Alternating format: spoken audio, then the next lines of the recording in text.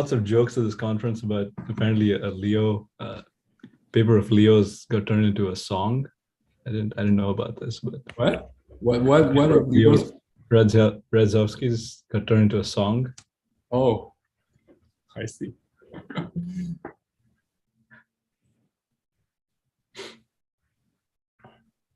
All right.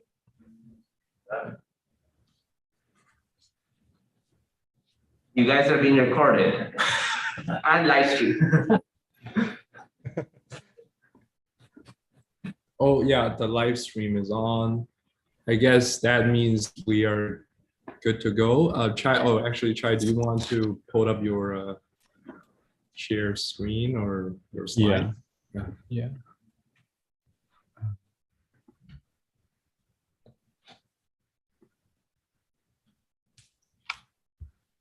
Oh, so I guess I just have to share my full screen and then play it, right? Yeah. Okay.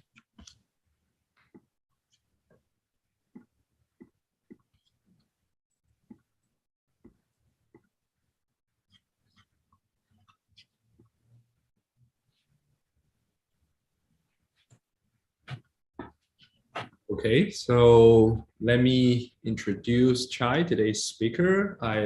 So Chai is currently a postdoc at Stanford University. Before he moved to Stanford, he was a graduate student at UCSB. He graduated under the supervision of Chaitanya, who is actually the head of the quantum team at Microsoft. While Chai was at UCSB, he also worked with Mark Schridnicki along the lines of ETH and related subjects. So I think without further ado, let's welcome Chai to give us a talk about a stability bound on the linear T resistivity of conventional metal. Right. Good. Thank you very much, Cheng. It's nice to be there virtually. So in the email it said it was an informal seminar, so I'm hopefully there will be a lot of discussion, and I think there's a small group, so I'll just try to explain what we did in this work, and then we can discuss. So please interrupt me whenever you'd like to ask questions. The more the better. Okay, so this is, as Shaming said, this is the title of my talk. It's stability bound on the T-linear resistivity of conventional metals. And here's an archive link for the paper.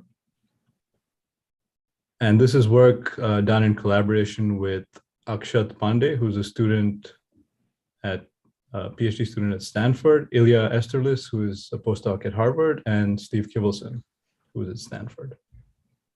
Okay. All right. Oh, so can you see my cursor? Yeah. Okay, good. So I want to start with some, old textbook material. So just the theory of conventional metals. So this is something that we understand really well. It's based on Landau's Fermi liquid theory. Basically, the electrons in a metal are dressed by interactions and become electronic quasi-particles that are well-defined near some Fermi surface in K-space. And then many of the properties of conventional metals are understood on the basis of the electron-phonon problem. Those electronic quasi-particles interact with phonons of the crystalline lattice, and that interaction produces resistivity, thermal conductivity, thermal resistivity, and various other effects. And so that interaction can be dealt with quantitatively in something called the Migdal-Eliashberg equations. So these are equations for the Green's function G of the electrons and Green's function D of the phonons. So the electron Green's function depends on self-energy sigma. The phonon Green's function depends on its self-energy pi. These are just general Dyson equations. And then there are equations for the self-energies, which involve the exact propagators, the exact Green's functions, and some electron-phonon interaction vertices.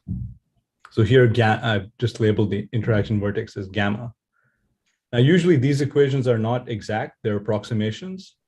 The exact equations have an exact vertex instead of this bare vertex where gamma is. But there's an old result due to Migdal, which says that the corrections to the electron-phonon vertex are suppressed by powers of the phonon frequency omega naught to the Fermi energy EF, which is a very small number.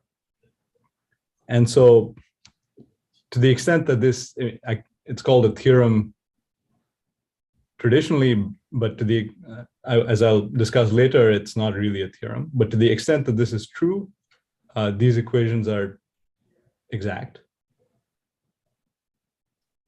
And then there are some self-consistent integral equations that you can solve for the Green's functions of the electrons and phonons in a strongly interacting metal. Okay, and once those are solved, we can also calculate the electrical resistivity. So you have these well-defined electronic quasi-particles that are interacting with phonons, and the resistivity follows a Drude-like formula. So there's a factor which is the mass of the effective mass of the quasi-particles. N is their effective number density, and 1 over tau transport is some scattering rate. And within the conventional theory, at high enough temperatures, the scattering rate is linear in temperature with a coefficient 2 pi lambda, where lambda is some measure of the electron-phonon coupling strength. Okay, so in particular, it's given by some expression involving this quantity that I'm pointing at, which is an electron-phonon spectral function, which is related to the Green's functions that I defined on the previous slide. And kind of schematically, this lambda is the density of electronic states of the Fermi energy, N naught, times the bare electron-phonon coupling squared, divided by some kind of stiffness of the phonons. And this coupling, and therefore the electrical resistivity, can be computed from first principles with pretty good accuracy. So this is really a quantitatively accurate theory. And so the temperature dependence is quite easy to understand. So let me just spend a moment reviewing that. So at high temperatures above a phonon energy scale, the scattering rate is basically, you can think of it in Fermi's golden rule. So there's some density of states of electrons, and then there's a matrix element squared. And that involves a phonon displacement x and the vertex gamma. And then by the equipartition theorem, the phonon potential energy goes like T. So therefore, the scattering rate goes like lambda T. Okay, so that's at high temperatures. At low temperatures, you get some more factors of T. Basically, at low enough temperatures, the only phonons that are around are acoustic phonons. And these are Goldstone modes of the broken translation symmetry of the lattice. And therefore, by Goldstone's theorem, they couple via derivative terms to everything. And so therefore, this coupling squared has a k squared factor in it, which at low temperatures, since they're linearly dispersing, goes like omega squared, which gives a factor of t squared. And then there's another factor of t squared from the fact that these small momentum phonons can't change the velocity of an electron by very much. So in particular, they scatter an electron from some point of the Fermi surface to a nearby point where the velocity is very similar. And this gives an extra factor of t squared. Okay, so that's the conventional low temperature T to the fifth that comes from acoustic phonons. For optical phonons, which exist if the lattice has more than one atom per unit cell, then at low temp, the optical phonon branch just has some characteristic frequency omega naught, and below that, at temperatures below that frequency, the scattering rate from those phonons is just exponentially small. Okay. And I just want to, just a quick aside, this temperature scale above which the T-linear resistivity sets in is often just taken to be the Debye frequency or Debye temperature. This is incorrect. it's actually the Bloch-Gruneisen temperature, which is the temperature at which a phonon has enough energy to scatter the electrons from one side of the Fermi surface to the other. Because you just need to change their direction. It doesn't matter if you get to the Debye temperature or not. Okay. So that's the resistivity of conventional metals. So now let me go to the values of lambda that are observed in experiments. So a very similar electron-phonon coupling strength lambda also enters the expression for the superconducting transition temperature. In conventional BCS theory, it goes like the superconducting TC goes like the Debye frequency times e to the minus 1 over lambda minus some mu star, which is the strength of the electron-electron repulsion. And you can find tables of values of lambda that have either been extracted from experiment or computed from first principles. Those values differ by around 20%, as I've said. And one finds some small values. So here I've listed some small values. The smallest one I could find was actually in calcium, which is 0.05. Okay. And then you find some large values. Oh, and the small values typically happen in non-superconducting metals, as you can see from this equation. Then you find some larger values, and these are usually in superconductors. And the largest one is around 1.75. Okay, so then just looking at these values, there's an obvious question, which is why are there no larger values of lambda? As I said on the first slide, this Migdal theorem is supposed to allow lambda to be extremely large. It can be as large as EF over omega naught before the vertex corrections become important and the theory breaks down. So why aren't there larger values of lambda? And this is also relevant for superconductivity because within the Migdal-Ashberg theory, the superconducting TC is an increasing function of lambda. Okay, so there's a more complicated expression in Migdal-Ashberg that replaces this one, but it's still an increasing function of lambda. Okay. So now let me jump to so that's a mystery in the conventional theory of metals. Let me jump to a related mystery in more exotic systems.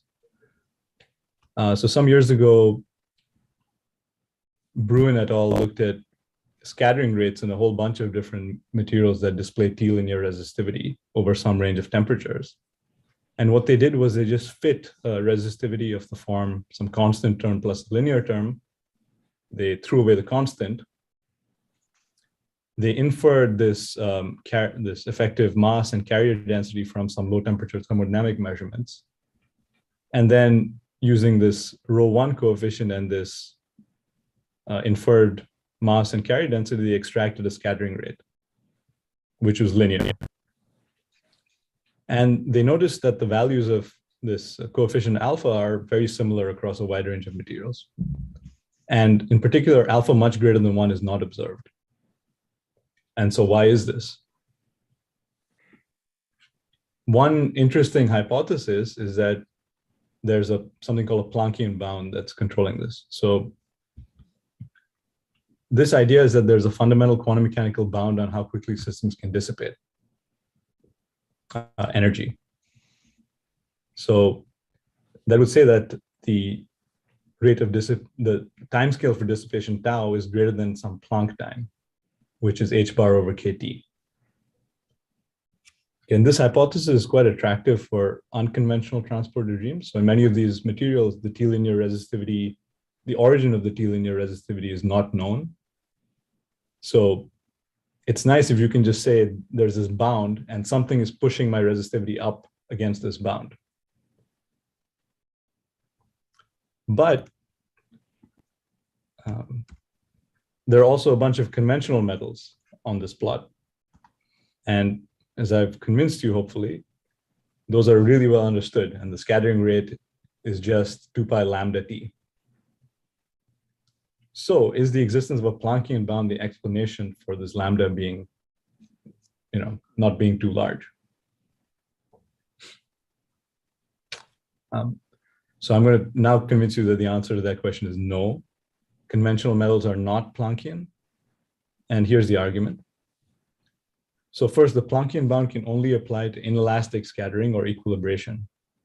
Otherwise, because the bound is, the rate goes to 0 as t goes to 0, it will be violated in any system that has disorder, because those systems have a residual component of the resistivity at t equals 0.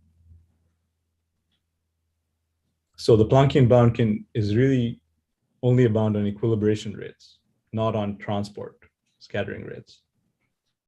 But the electron-phonon scattering is quasi-elastic at high temperatures. So each collision between an electron and a phonon exchanges an energy of order the phonon frequency. It can't exchange more. So therefore, you can think of an electron that's bouncing off these phonons that are hitting this electron and giving it or changing its energy by omega naught. So it's doing a random walk in energy space. So after some time t, the change in its energy will be omega naught times the square root of the number of collisions. But in order to thermalize, its energy has to change by order t.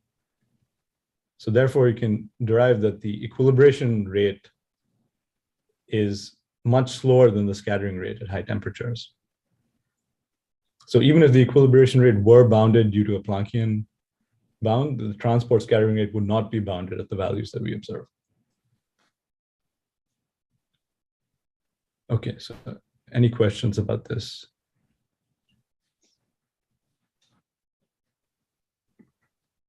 All right, so now let me present what we think is the explanation for this. So first, there's been some work recently about the breakdown of Migdal-Ashberg theory.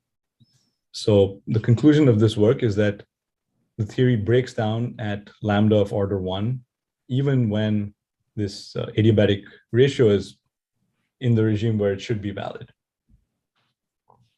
Okay, and these conclusions come from extensive determinantal quantum Monte Carlo simulations of the two-dimensional Holstein model, which is a paradigmatic model of the electron-phonon interaction.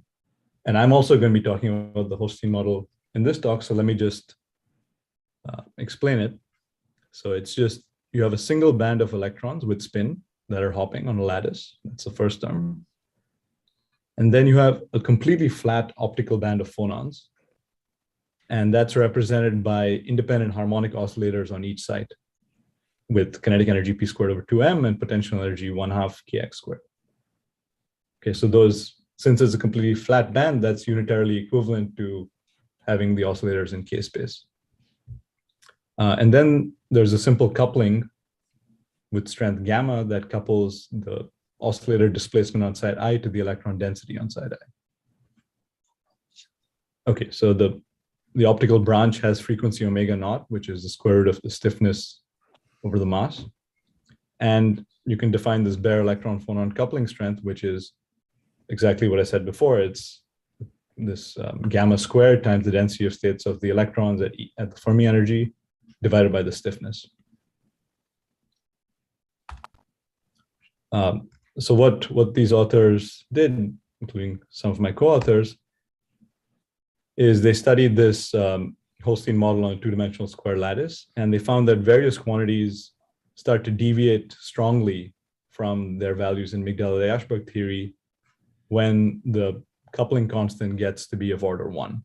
So here, lambda naught is the bare coupling constant that I defined on the previous slide, and lambda is some renormalized version of that coupling constant. So I'm not going to go into detail on all of these quantities. We can come back to them if you're interested. But the point is that they all start to deviate strongly at this value, where Migdal-Ashberg theory was nominally still valid. Okay, so what emerged from that work is a schematic phase diagram of this Holstein model, which is at weak coupling, there is this normal metal at high temperatures, and then that crosses over to something else. And this crossover is where the Migdal-Ashberg theory breaks down. At low temperatures, there's a superconductor at weak to intermediate coupling. And that is then, while we would have hoped that it would extend to higher coupling and its temperature would keep going up, that's preempted by some charge density wave that occurs. Okay. So this was a schematic phase diagram that was worked out. Now, the contribution of this work is we basically show that this high temperature crossover corresponds to a crossover from metallic resistivity to insulating resistivity. That is, in this region, the resistivity is an increasing function of temperature. And on the other side of the crossover, it's a decreasing function of temperature. And therefore, if you stumble on a metal which has an increasing resistivity with temperature, you'll automatically be on this side of the phase diagram. And therefore, this scattering rate will be bounded.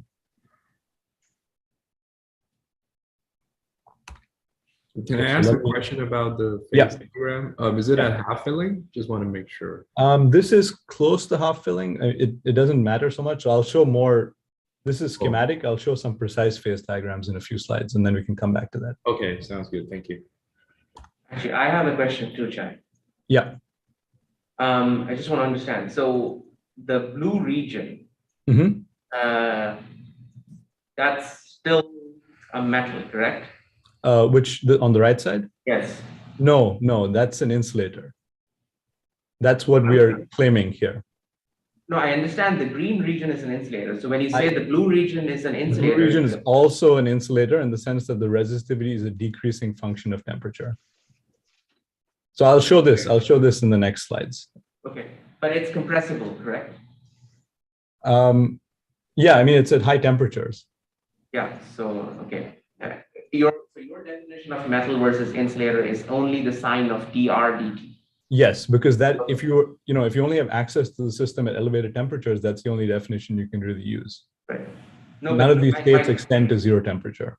My question is about, is the compressibility temperature dependent in that blue region?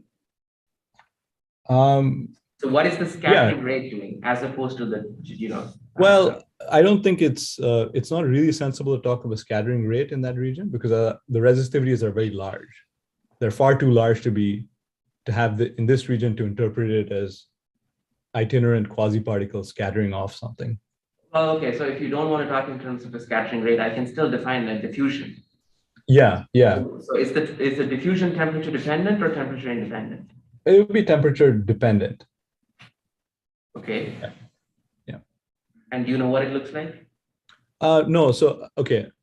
I don't have very precise results on this region. I'll show you what I do have. It's hard to access it's hard to make quantitative statements in the Monte Carlo about this region. We can make statements about the metal and the crossover. So let me come back to that in a few slides. Okay. So again, this is the model that I'm going to be studying. So we're interested in the high temperature transport regime. So where the temperature is large compared to the phonon frequency, but small compared to EF. Okay, so in this regime, the phonons are classical, but the electrons are quantum mechanical. So what I'm going to do is, since we're interested in this regime, I'm going to study the three-dimensional Holstein model. The previous work was on the 2D model. And I'll study it via Monte Carlo in the limit where the phonon mass is taken to infinity. So the phonon frequency is just taken to 0. Okay, and I'm going to justify why this is a reasonable limit to use. So in this limit, the expectation value of any operator can just be written like this, where it's basically an annealed average over the phonon coordinates, which are now constants of motion in this m equals infinity model. So, and it's an annealed average of the expectation value of that observable in the electronic problem with those fixed phonon coordinates. Okay. So this O of X is the expectation value of O in the state with this electronic Hamiltonian. And log ZE is the free energy of this electronic problem. Okay, so there are various ways that we justify this approximation. So first of all, intuitively, it's reasonable in this temperature regime. Then we've checked that large range of thermodynamic properties in the temperature range of interest agree with the quantum Monte Carlo results, which have a finite omega naught. And as I'll discuss later, we've also checked that in the metallic region where Migdal-Ashberg theory is valid, the results of this zero frequency calculation agree with the Migdal-Ashberg. Okay, so these are our reasons for trusting this calculation.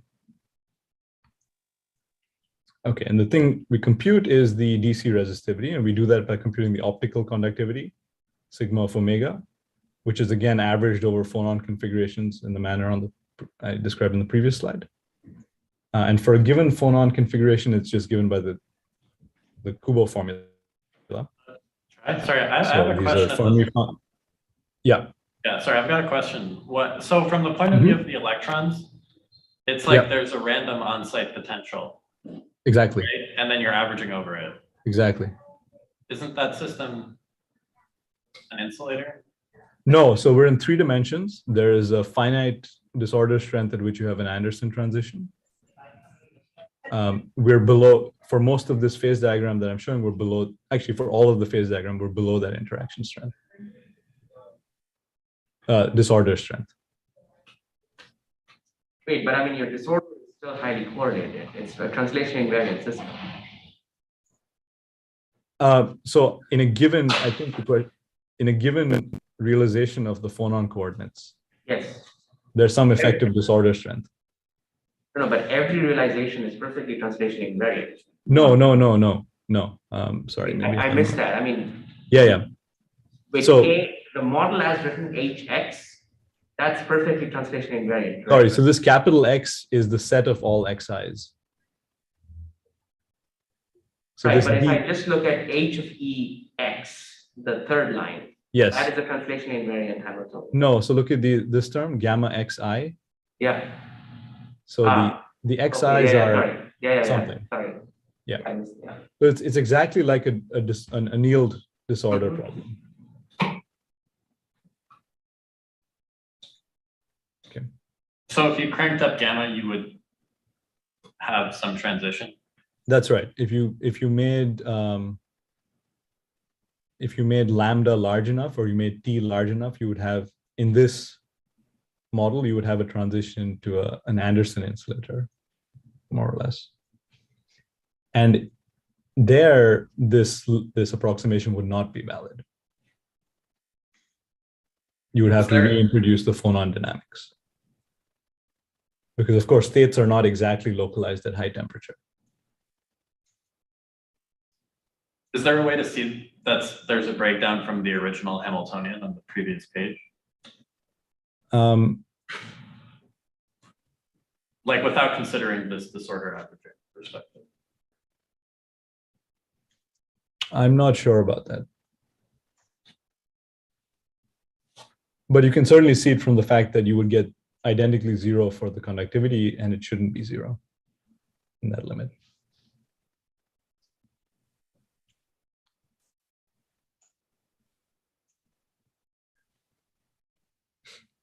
Okay, but yeah, so we've checked, and I can show you data if you want, that in the phase diagram that I'm going to show you, the electronic states that contribute to the conductivity are delocalized. So none of these issues arise.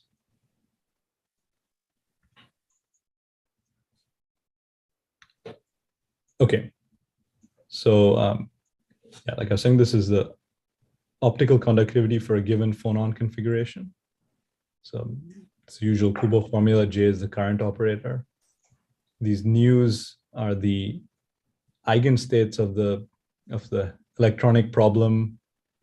The single particle problem with this phonon configuration. And what we do in practice is we replace the delta function of energy conservation by some Lorentzian with a finite width. And then we scale that width. We run the simulations at a bunch of different system sizes, Monte Carlo average this conductivity and extrapolate to L equals infinity. And then the DC resistivity is 1 over the DC conductivity, the optical conductivity evaluated at omega equals 0.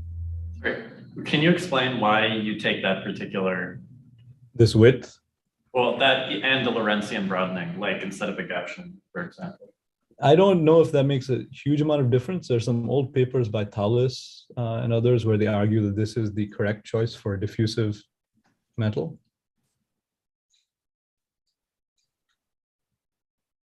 But I think the precise choice of this doesn't make a difference.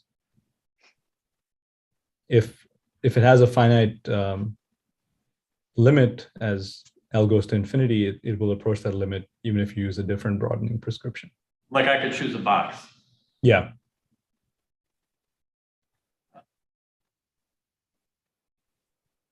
So I have a quick question. So looking at the first line, I just want to make sure that the difference between quench and nail disorder is whether or not you have this log z sub e term. Is that right? Exactly. Okay. Exactly. That's exactly right. Uh-huh. And that makes all the difference in this problem. Right. Okay, good. Uh-huh.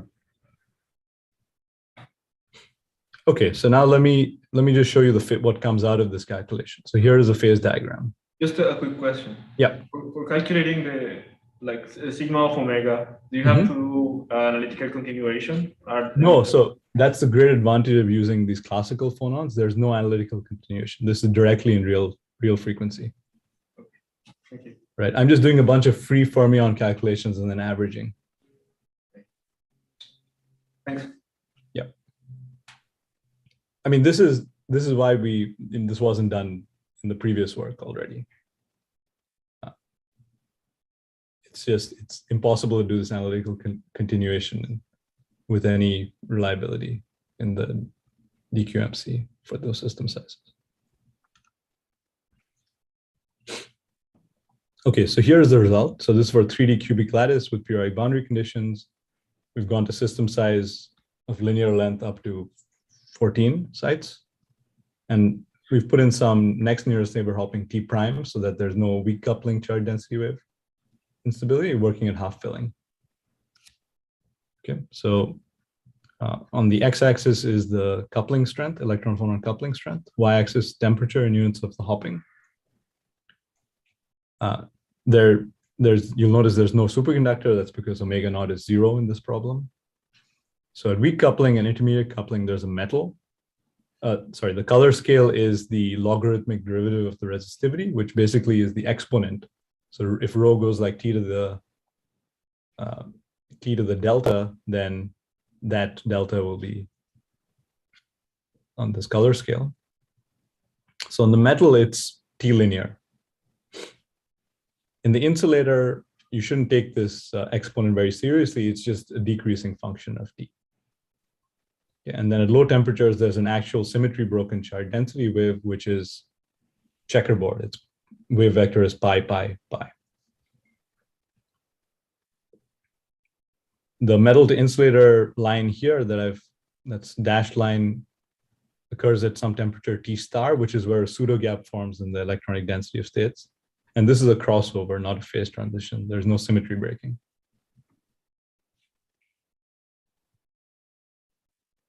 Okay.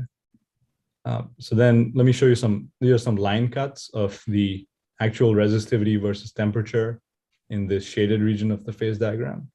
So moving up, the curves are for increasing electron-phonon coupling. The dots are the Monte Carlo results, and the lines are the Migdal-Ashberg results. So they agree extremely well in the metal. And this low temperature upturn is because you've entered a symmetry broken insulator. Okay, and the point is they agree extremely well up until this pseudo gap crossover.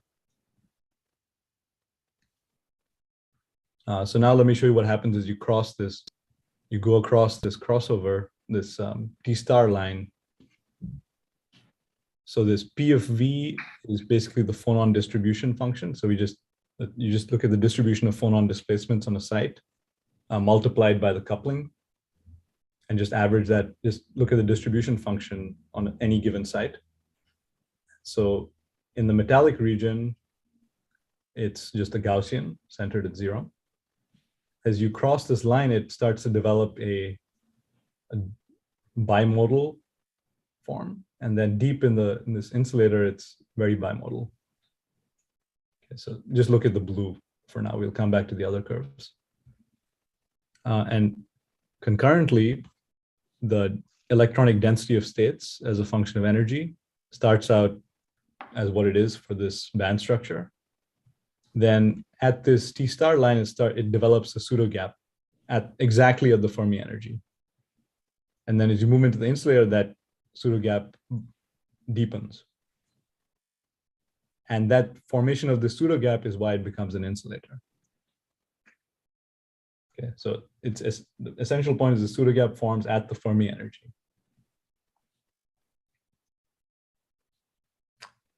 So now let me just quickly present some more data to show that this is generic. So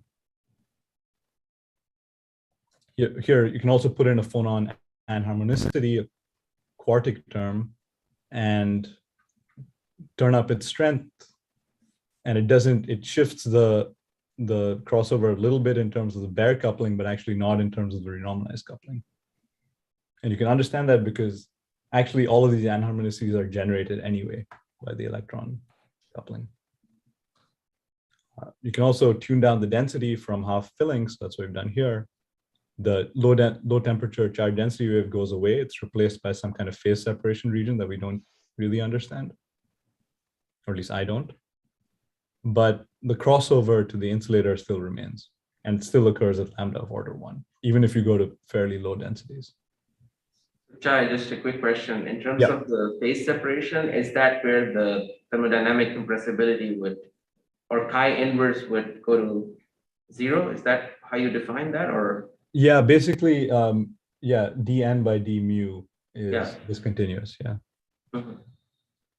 And actually, go ahead. Yeah, so in all of these simulations, when I report this n, what I'm doing is I'm fixing the chemical potential at every point in the phase diagram to try and get this average density. And so in the phase separation region, that becomes impossible. Mm-hmm. And maybe you mentioned this, but how do you define the renormalized lambda, or how do you extract that from QNC? Yeah, so it's defined as, do I have it here? Let's see. Oh, maybe I didn't put it. Sorry. So the bare lambda is defined like this. Yeah. The renormalized lambda is defined in the same way, except instead of K, you have a Fermi surface average of the renormalized phonon stiffness. So you look at the phonon, the 2-point X correlation function, and then you can extract an effective stiffness from that. Mm-hmm. And that's averaged over the Fermi surface. Yeah. This is the exact analog of in the Migdal-Eli-Ashberg thing at the beginning. That's how you define this lambda in terms of the spectral function.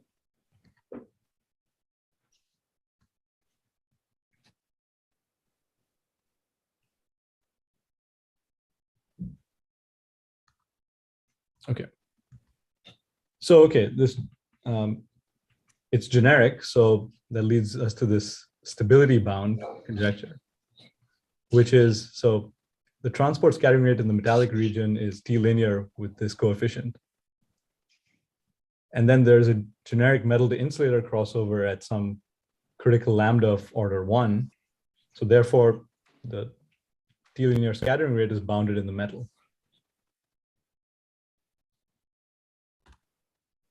Okay, let me just very quickly tell you how you can think about this. So how long do these usually go, by the way? Should I be close to wrapping up? Well, usually it goes for an hour, but Okay, then yeah, in 15 minutes I can say the remaining things I wanted to get across. Okay, so let me just give you some way of thinking about this phase diagram, which I think is actually very enlightening. It was for me for the electron-phonon problem in general. So let's just define this effective potential, which is the coupling times the phonon coordinate. and this U, which is gamma squared over K, which is some kind of, it's like a binding energy of bipolars. I'll show you in a moment. So then for a given phonon configuration, the electron Hamiltonian is literally a disordered problem. And then this, as we've said, this expectation value of an observable O is given by this expression. Now, at weak coupling, this probability distribution of the effective probability distribution of the annealed disorder is totally decoupled, side-to-side decoupled in the zero coupling limit.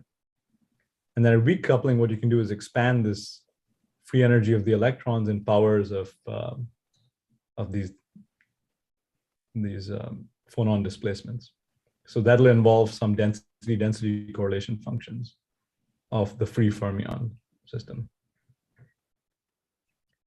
And all of those are going to be, all of those correlations are going to be short ranged at high temperatures. So this probability distribution actually remains nearly local. But these additional terms introduce some short range correlations in the potentials, and they lead to things like phonon softening. Okay, so the distribution on each side remains Gaussian, more or less, in the metal. On the other hand, you can go to the strong coupling limit, where the coupling to the phonons is the largest term in the Hamiltonian, and then you can just ignore the hopping of the electrons entirely and consider a single isolated site. So then the Hamiltonian is just this, just phonon part and coupling. And then you can just compute the probability distribution of the phonon coordinate of the potential.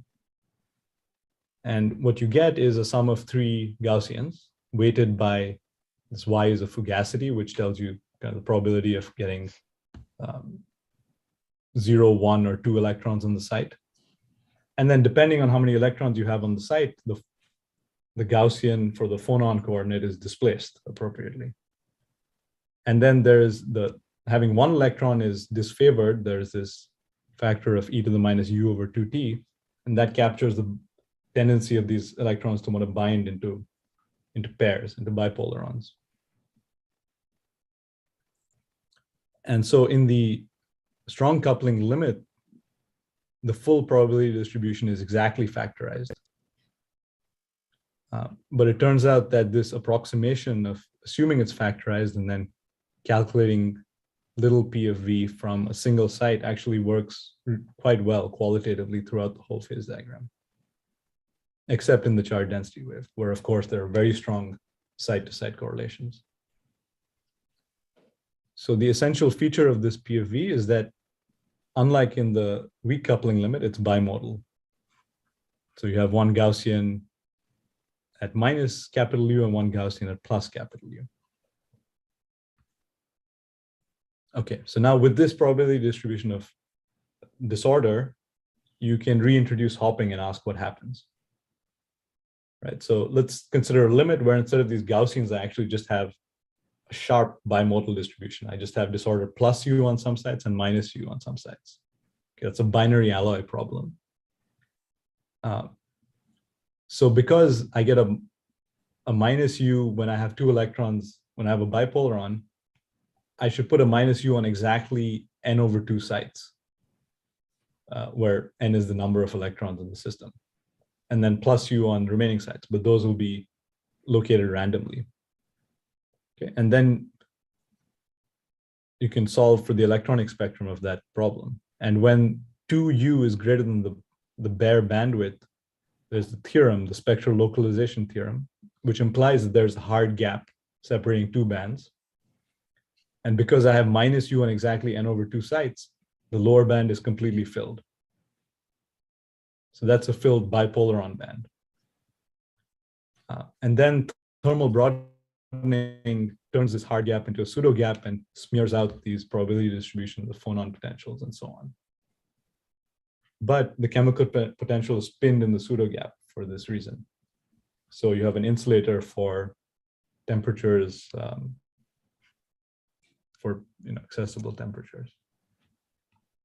Chai, could you explain again why? What did you do so that to find out that the single occupancy is kind of disfavored? I thought you just have to. You don't have to do anything. You can just, you take the single side problem, you just Right. compute PFV and you'll find this factor. Oh, okay. There's another way of understanding it, which is you can go back to the Hamiltonian and just integrate, go back to the Holstein Hamiltonian. Yeah. And just integrate out. So ignore drop this term and integrate out the phonon. Uh-huh. You'll generate an attractive interaction between the electrons. Oh, I see. Yeah. And those will, there's a binding energy, which is this capital U. I see. But I kind of like this disorder way of thinking about it. I think there are a lot of advantages to it.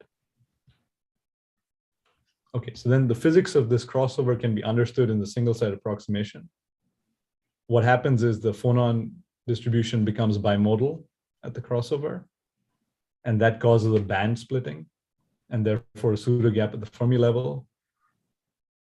And that also tends to localize the electronic states more, which makes the distribution more bimodal. And so this is like a self-consistent transition. There's a feedback effect. Okay, and just very quickly, these bipolarons automatically have a nearest neighbor repulsion, because if I have two bipolarons on one, if I have a bipolar on this side and an empty side next to it, I can virtually hop an electron out and then back. But that's not allowed if I have another bipolar occupying the neighboring site. So they have a nearest neighbor repulsion, which gives you this checkerboard charge density wave at low temperatures. Yeah.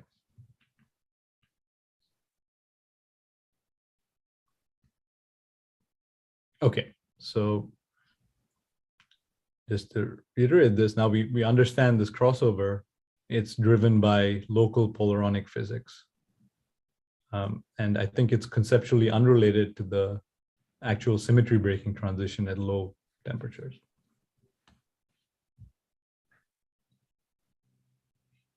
Okay, so we can say that this scattering rate is bounded in a metal with electron-phonon interactions because of this polaron-driven metal-to-insulator crossover. Sorry, why did you say it's unrelated to the CDW? Because, well, it's local physics. You know, the CDW is long-range order. Yes and no. It's like what you argue is that basically electrons like to form pairs, sit on one side, and then they repel each other. So yeah, if I just naively take that, I will have to get a pi CDW. Well, yeah, sure, depending on the density, but you can also have this phase separation. There are various effects. The point is there are various things that can move, that can suppress the CDW that won't really affect this crossover. Oh, sure. Yeah, okay. Yeah, that's what I mean by unrelated. I see. Because I don't want there to be something that'll move this crossover really far. Then it wouldn't be a useful bound. I see. So on that note, you can move the crossover infinitely far. As with any attempt at a bound in condensed matter physics, there's some way to get around it. So in particular, you can construct various large N versions of the Holstein model where you can prove that Migdal-Ashburg theory is valid as long as this coupling is much smaller than N, which is being taken to infinity.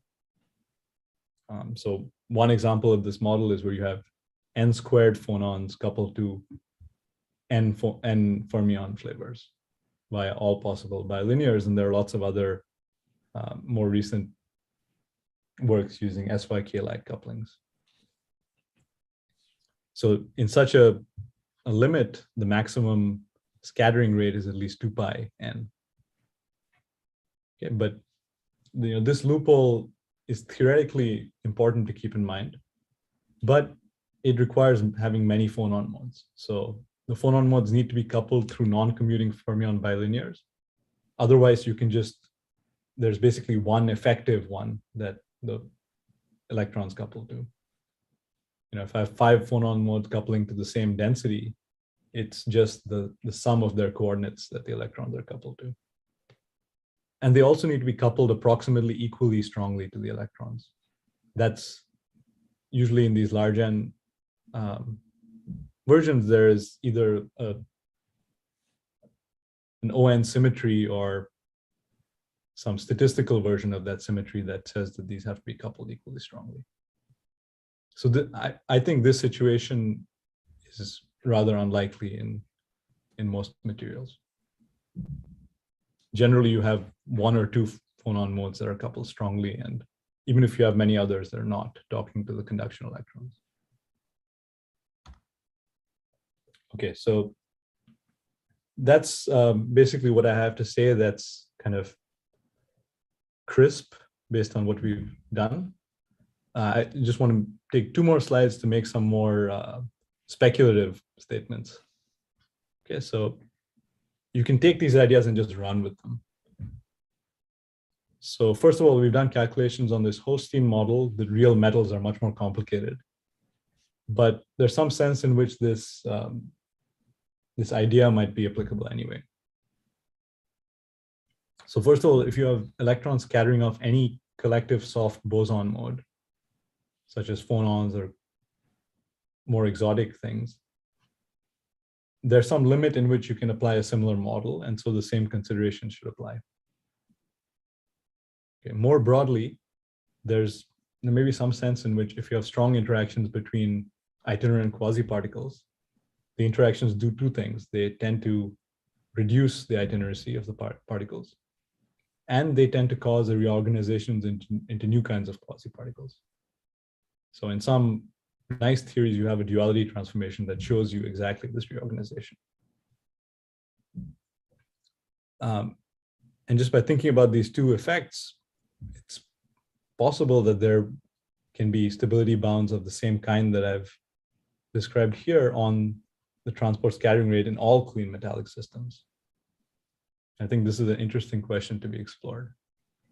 So let me just say how that might work. So let's say you just assume that there is a stability bound in all clean metallic systems. What would you conclude from that? So you conclude first, whenever the scattering rate is T-linear, you would say that the coefficient alpha is bounded. So this 1/tau is dimensionful. It has the units of a rate. So you have to find some other temperature energy scale to compensate it. If it's T-linear, that energy scale is just the temperature itself. If you have some more complicated temperature dependence, like with acoustic phonon scattering at small temperatures, then there's the temperatures, the energy scale to use is more complicated. In some cases, you know it, like here, and then you would say that this coupling constant is bounded.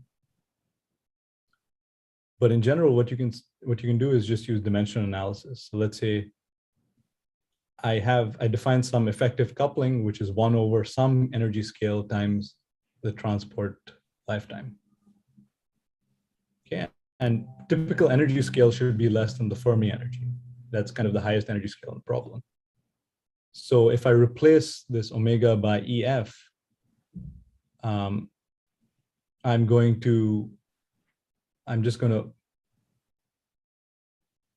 underestimate this lambda. Right. So therefore, having lambda less than or equal to 1 implies that EF times tau transport is greater than 1. EF tau, which is also the Fermi momentum times this mean free path. So it's kind of cute. This leads to the Joffrey-Regel limit. Okay. So that's all I wanted to say. Thanks.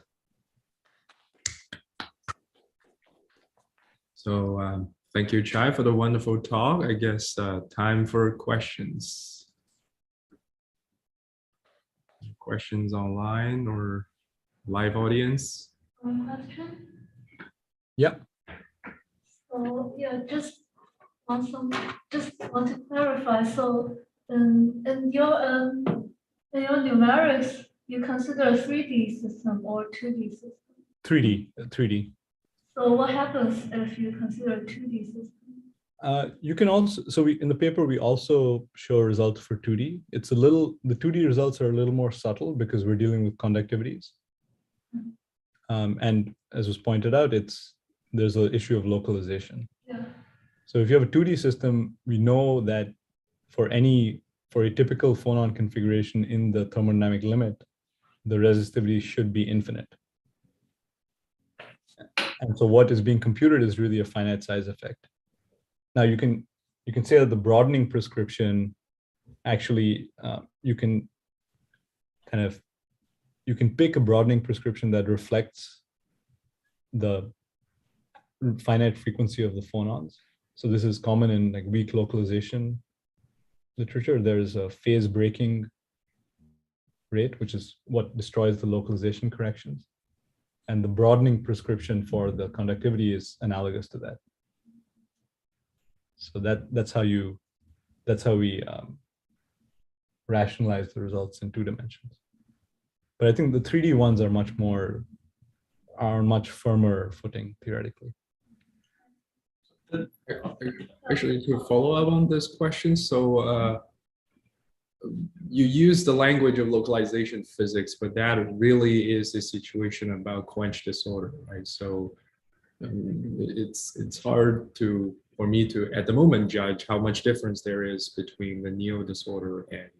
Yeah, well, I'm thinking more in terms of. I understand in the practical in terms of practicality, I guess you take a configuration and then evaluate all these stuff, and in any given situation, you're gonna get a almost 0 sigma. If the disorder strength is really strong, and so, you know, actually, right now, I've been wondering now if that's actually physically real in some cases. You know, the problem is usually materials just melt before you get into this regime.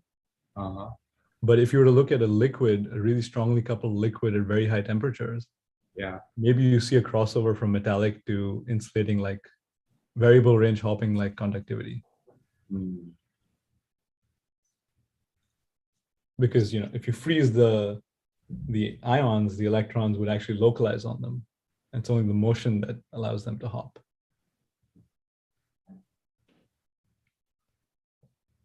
Yeah, I was just wondering, you know, for example, I mean, I understand in terms of practicality, may be difficult to actually do a full simulation, but it could be that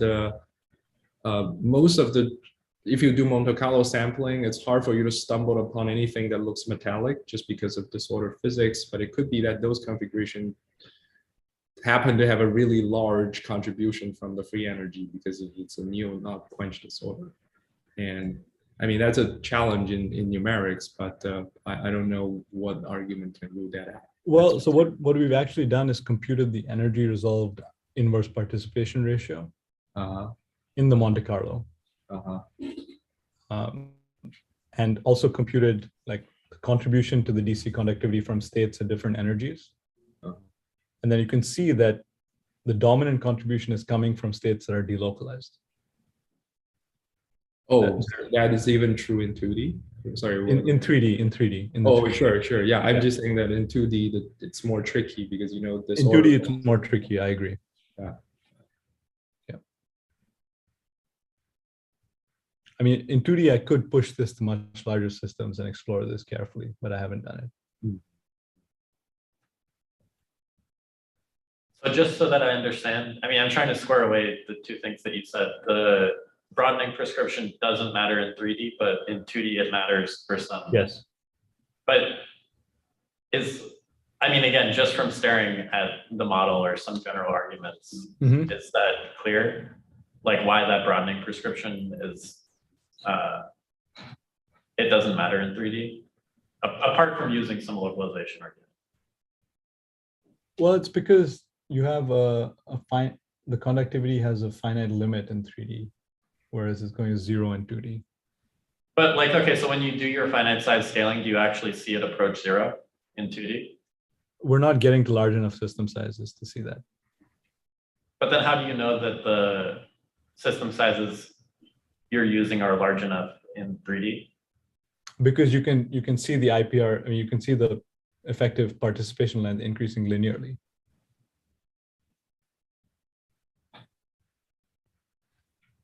I mean, in 3D, and 3D also, theoretically, we're well below the Anderson transition. I understand that this order is correlated and so on, but we're really far below it.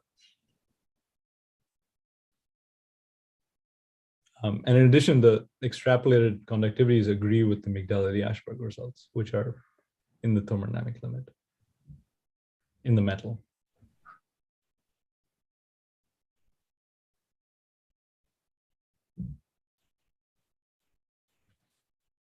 Yeah, so in 2D,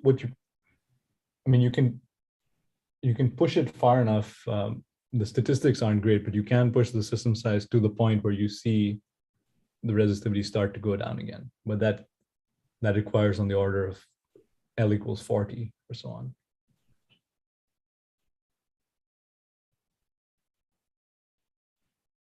This may be a very naive question. So in this limit where m goes to 0, yeah, I can understand from what you just said that basically M goes to infinity. So m goes to infinity, yes. So the local phonon, the optical phonon basically provides a source of, I don't know, pairing, right? Like attractive interaction. Mm-hmm. And if I understand your logic towards the stability bound correctly, is that okay, if that effective coupling constant becomes order 1, maybe the quasi-particles aren't electrons anymore. So it's something else is going to take over, but it doesn't mean that it can be a metal, right? It just means that something else is going to happen. But, for example, I could have charge 2e stuff moving as if, okay, it's a boson, but maybe it still has the right of forming some kind of a metal. Right, absolutely. So what we have shown is in the electron-phonon problem, well, I should say in the Holstein model, it does cross over to an insulator. More generally, it could cross over to some other kind of metallic state.